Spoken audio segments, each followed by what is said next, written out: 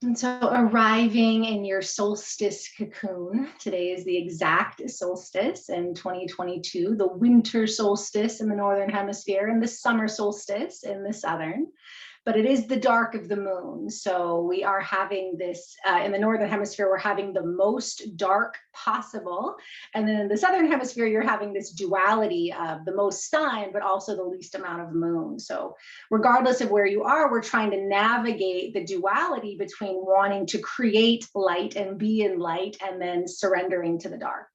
So make your space as dark and warm, as comfortable as you can. And we're going to begin either in child's pose or on your back with knees to chest. Just to give you a little bit of an idea, we'll do this opening pose, and then we're actually going to move into a Shavasana Yoga Nidra, and then we'll do a couple more poses on the other side to kind of honor the, I'm here in Southern California, so I'm in the Northern Hemisphere, so we're going to kind of dive into that dark place and then kind of emerge out. From the practice. So finding your way into child's pose, ideally with as much support as you have, blankets under the knees, support under the head. And again, if this isn't appropriate, you can go ahead and just make your way onto the back and hug your knees in and close your eyes and start to breathe. But as you feel into the body here, inviting a sense of surrender. So the solstice means sun stands still. And so whether the sun seems like it's standing still with the day or the night, right, coming into the night, there's still that you have to surrender to it. The summer solstice is the top of the inhale, the winter solstice is the bottom of the exhale, and that's a retention point on the breath. So you're not breathing during that. You're either holding full or emptying out. So my friends in the Northern Hemisphere, maybe start to feel into that space, that sort of psychological space when you feel into the bottom of the exhale. And then any friends in the Southern Hemisphere, feel into the space at the top. And just allow the inhale and exhale to be natural, to be steady. Let the emphasis be either at the bottom of the exhale for the Northern Hemisphere winter solstice or the top of the inhale for the Southern Hemisphere summer solstice. And as you feel the earth, again, sensing this season that's beginning on the earth around you, and all of us, regardless of where we are on the earth, we're under the dark moon. We're in the last couple of days of the dark moon before the new moon emerges in a couple days on Friday, really early in the morning Pacific time. And that, the dark moon, new moon, is also at the bottom of the exhale. So again, in the Northern Hemisphere, we have this double dark. And then the Southern Hemisphere, you're kind of like figuring out both. And I was just sort of saying earlier that, most mammals hibernate when it's dark and cold, but humans made a really conscious choice to make a lot of noise and do a lot of stuff at this time, right? Part of that was their desire to encourage the sun to come back. And if they were partying, then maybe the sun would come back faster. And some of it was fear of the dark, fear of the night. And we've all had that, or even as adults, we wake up in the middle of the night and we're nervous, right? We want the sun to rise. We got to turn a light on. That's such a human response, not necessarily mammalian, but human. And so this dance of dark and light is cellular. It's in the breath, it's in the body. And whether it's the light of the moon, the light of the sun, right? We feel that. And so feeling into the land, into the space, into the pause of the sun, wherever it is on your part of the planet. And again, how the earth is responding to that through heat or cold. And then again, noticing that energy of the moon also calling us to cocoon and to release. Just take a few more really conscious breaths, surrendering into that solstice space, surrendering into this process that the earth is encountering, because we're all experiencing this. We're all experiencing one side or the other of the earth and the full sort of lack of reflection of the moon. And this is a potent space of transformation and renewal. Take a big breath in. And then either hold at the top, or again, as you exhale out, hold at the bottom. And just see if you can hold that as long as you can. And then whenever you really need to take that next breath, slowly start to emerge out of your child's pose or from knees to chest. And we're going to move into a traditional Shavasana position. And this can be a sideline Shavasana or a traditional on the back. But I really want you to attend to it. So if you need a moment to move, so from child's pose, you can come to all fours and do some stretching. So if you feel like, okay, I have a little more energy, I need to move, then go for it. But when you're ready, we will surrender down to the earth. And we'll be here for a little bit. So I really want you to be comfortable supporting either your feet or under your knees and your head. Cover the body with a blanket, cover the eyes, or take a sideline pose where you put something between the knees, under the head, maybe even holding a towel or a teddy bear, right? So whatever you can do to really make yourself feel safe and warm, and again, create that dark. And just so I'll give you a couple minutes to get here in case your body wanted to do a little bit of movement or anything before you settle here. And so Shavasana is definitely the pose of the winter solstice and the dark moon. But even in the summer solstice, a lot of times on the summer solstice, I like to just lay under the sun, just do Shavasana and surrender to the sun. So again, regardless, there is that, like, you're just receiving that, the light, the dark.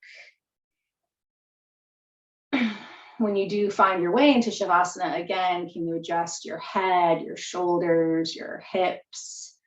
Let your hands and feet drop open or be supported. If this were your cocoon or your hibernation or your dark moon lodge, how would you set yourself up? And again, traditionally covering the eyes, covering the body, making sure you're warm, dark, turning off any excess light or sound. And then again, just come back to that breath. Just natural inhale, exhale, but feeling into your solstice point, feeling into that space. And as you allow the breath to drop in, feel all the points of the body in contact with the earth. Feeling the back of the head, the shoulder blades, the back of the hands, the tailbone, the heels, all the bones. This energy, as we move into the new season, is ruled by an earth element, the cardinal earth element, and it resonates with the bones. So also part of laying in Shavasana and dropping into the bones, dropping into the support of the earth. The solstice is the seed planting time in the winter, and then the summer solstice is the full blossoming of those seeds.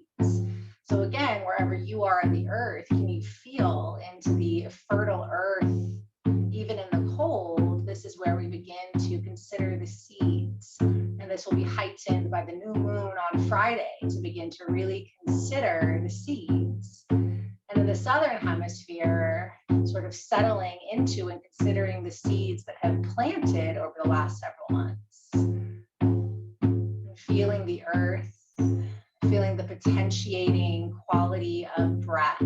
And again, take a breath in and let it all go.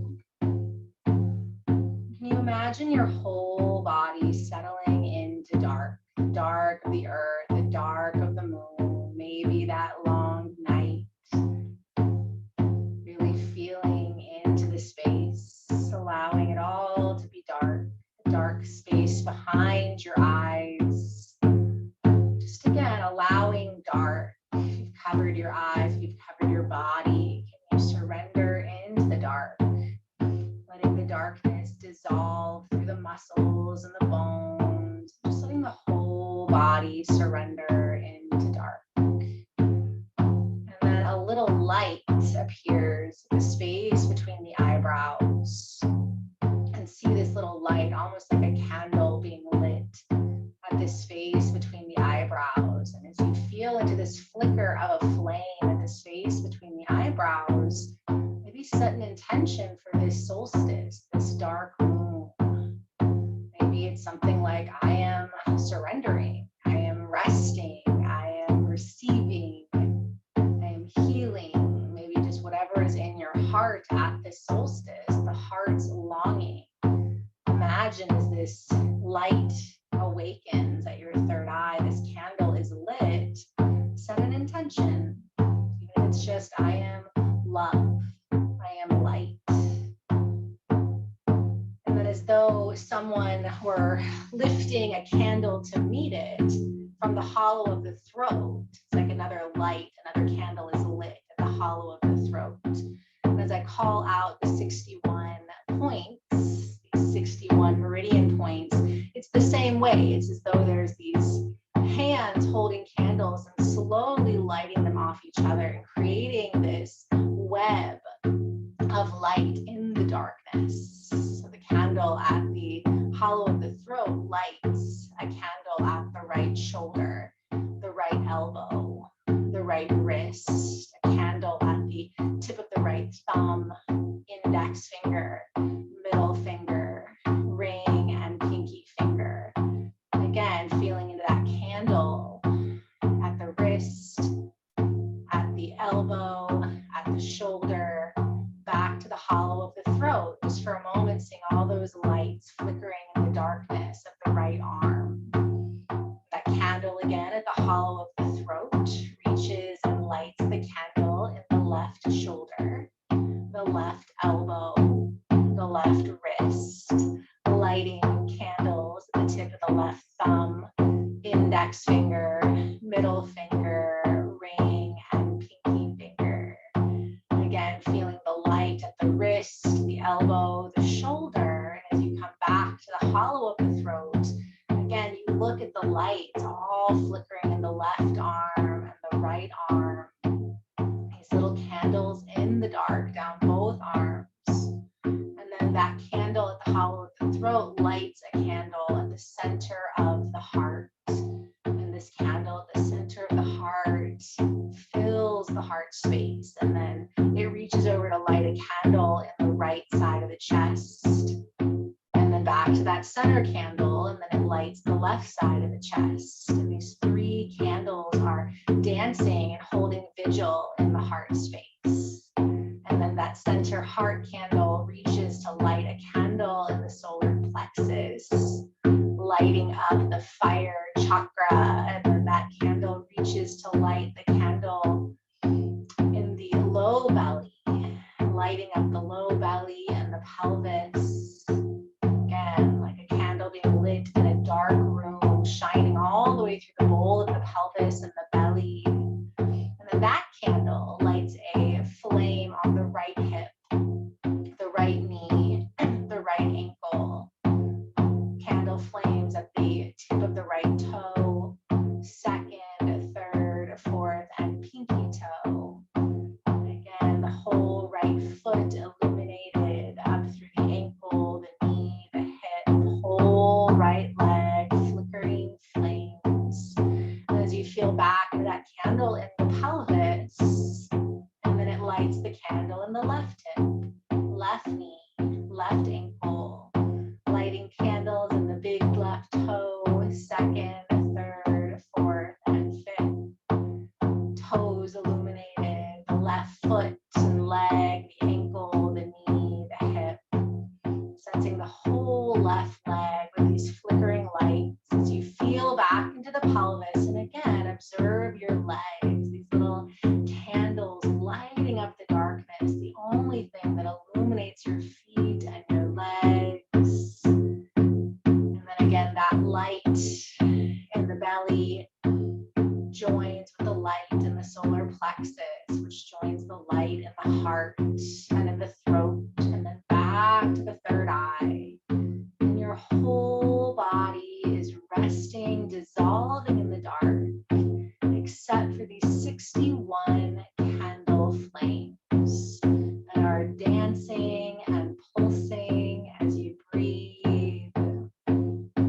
Feel the inhale, allow the candles to grow brighter. And then as you exhale, they connect. And again, this flame dancing through the whole body.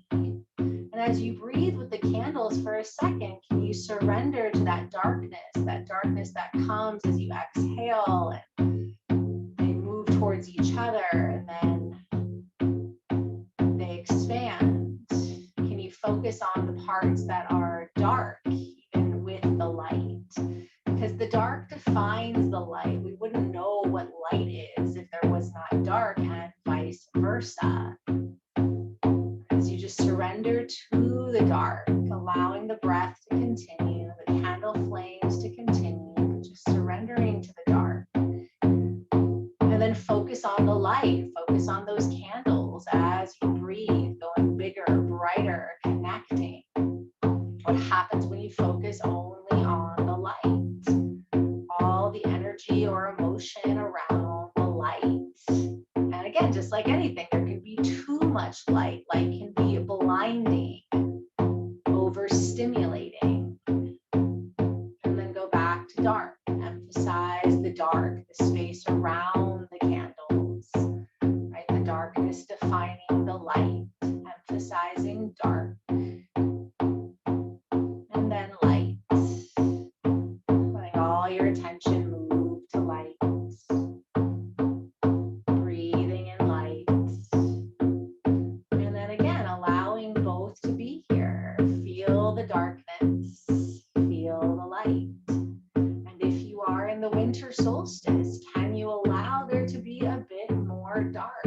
Knowing that those little candle flames are still holding vigil in these sacred points as you surrender to the magic of the dark, the dissolving. And if you're in the summer solstice, let your emphasis be on those lights getting bigger and bigger and brighter, but knowing that without the dark, again, you wouldn't know where you end and the light begins. So for a moment, just let yourself meditate with your solstice energy, having both dark and light here, but allowing yourself to effortlessly emphasize either the dark or the light. Body whole, breath flowing, held and safe and supported as you surrender to darkness, as you surrender to light. Nowhere to go, nothing to do. Cocoon of dark moon, surrendering to the dark, to the light. Allowing that dark to draw out anything you don't want to carry into the new season. Allowing the light to fill up and to also dissolve anything you don't want to bring. Dark and light can both dissolve and clear and purify. Neither is better than the other, more important than the other. Darkness and light would not exist without each other. Duality, dance, sun standing still. As you surrender a little bit more, again, feel that candle flame in the space between the eyebrows. Sensing into whatever is alive for you right now. Maybe again, feeling into that sankalpa, that longing, or maybe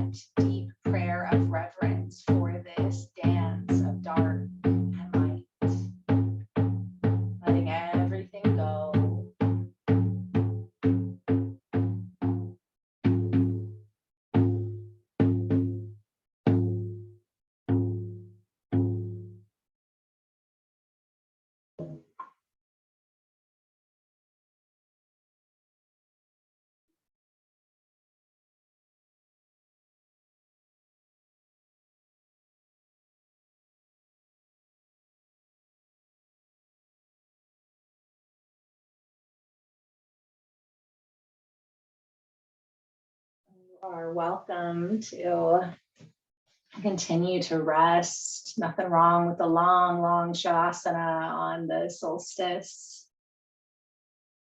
And feel the body, the breath.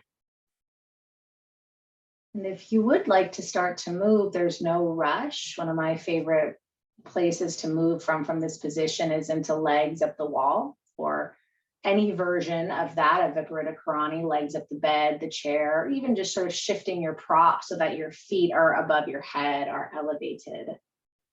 And the same is coming out of our first pose. If you feel like you want to wiggle or stretch or start to bring a little more energy, do that. Otherwise, stay in that stillness, stay in that darkness as you move into Viparita Karani.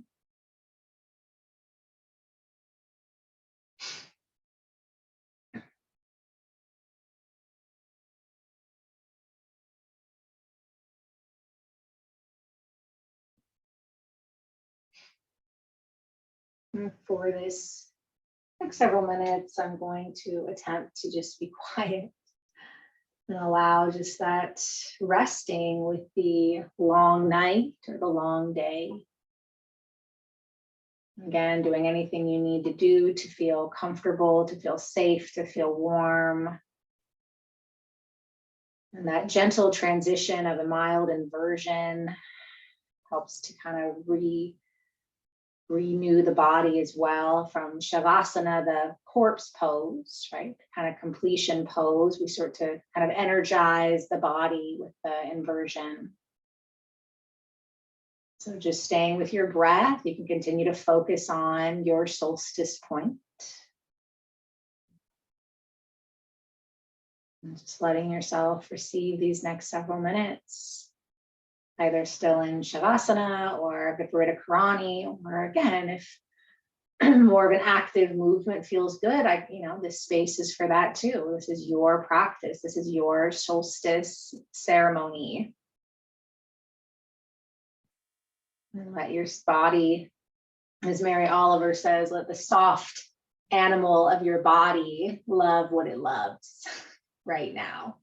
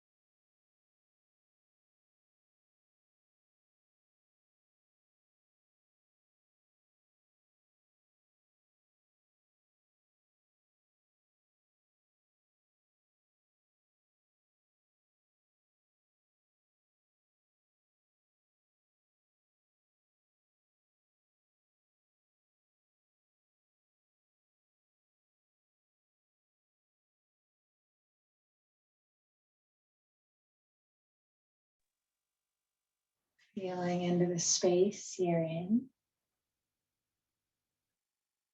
And as you listen to the mammal of the body and spirit of the breath, just sense, do you want to stay in Shavasana or legs up the wall?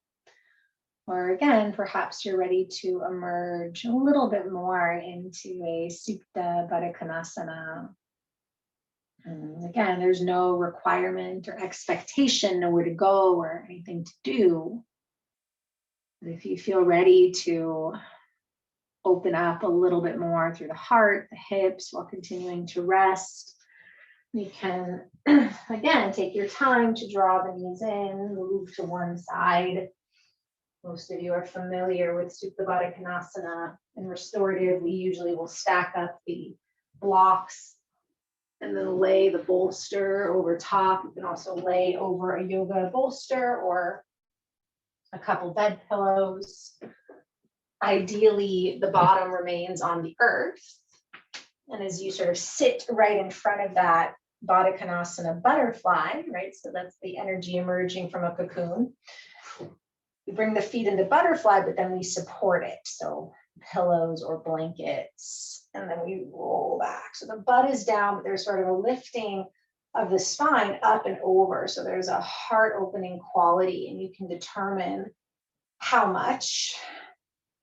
And then the arms can rest at the sides. You can also put little pillows underneath your wrists so the elbows draw in closer to the body. Cover the eyes, cover the body. So again, all some of these same qualities we've had since Shavasana.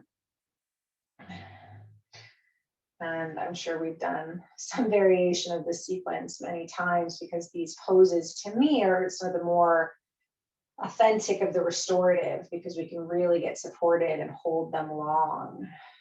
Shavasana, the Brihakarani, and Supta Baddha Konasana. But as you start to settle, if again you feel like you need a little movement, listen to that inclination. Otherwise, again, being as still as possible as you just curl into this next shape. And as I said, there's certain aspects of awakening in this position: heart opening, hips opening. And that really is the reality of the duality, is that even though this is the longest night and the beginning of winter in the Northern Hemisphere, slowly but surely after tomorrow, the light starts to return. And the same thing in the Southern Hemisphere, even though this is the longest day, the most sun, slowly but surely, even though it's entering summer, the light starts to wane. And then, of course, we're all under this dark moon heading to the new moon, the first seed planting moon that will carry us into the new calendar year. So maybe feeling into where you want to spend the next several minutes. That is comfortable, again, supported, safe, warm, covering up, turning in, feeling into the solstice point of the breath. And surrendering to that dark or light. The dark in the light in the dark.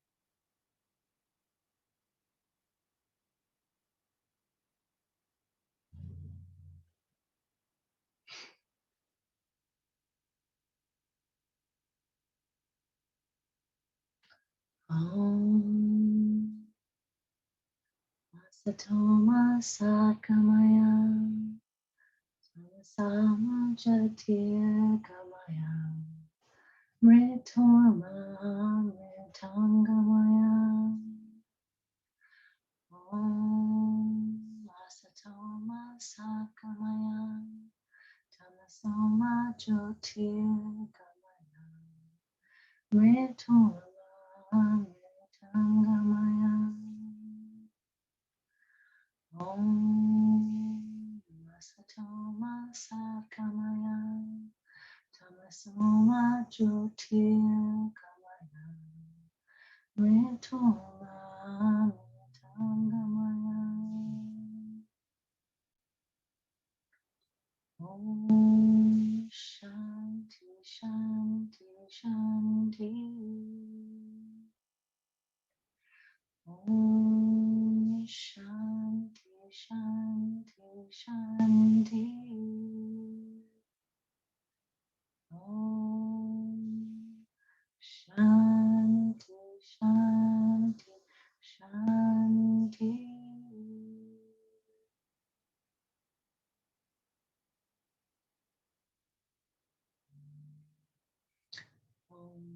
May we be led from ignorance to truth, from darkness to light, from fear of death to the nectar of immortality. Peace, peace, peace.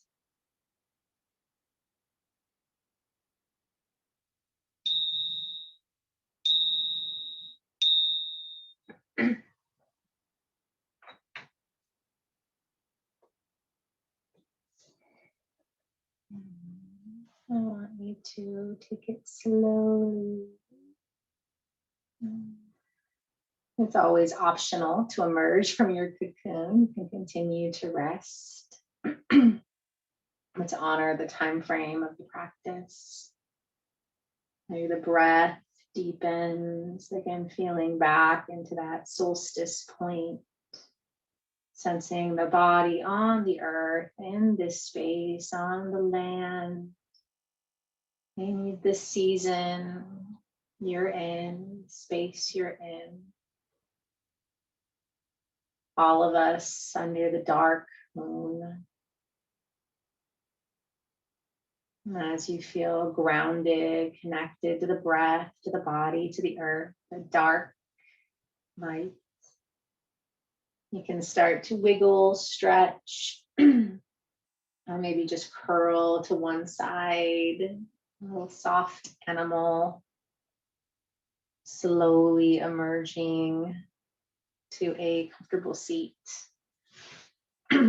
Feeling into the bones and the structures and the support, the seeds you're preparing to plant or the seeds you're watching bloom. Grounding down, placing your hands at your heart or on your body in a comfortable way. And when we share these spaces together, when we are practicing together on these holy days, the solstices, the equinoxes, the dark and the new moons, the full moon, it does amplify the practice. And that's why usually if I'm going to practice on those days, I want it to be intentional, that sankalpa, that longing, that prayer reverberating out for ourselves, for our loved ones, for those suffering, for all beings, for the world. And most of you are familiar with the various prayers that ask, may I be safe and healthy and happy and free, and may all beings be safe and healthy and happy and free, and may this practice contribute to that health and happiness and safety and freedom. And at this solstice space, this potent dark moon time, may we plant the seeds and nurture the seeds of peace within ourselves and our families and communities and cultures and planets. We'll seal this solstice practice with the sound of Om. You can join with me or you can just listen. Take a deep breath in. Om.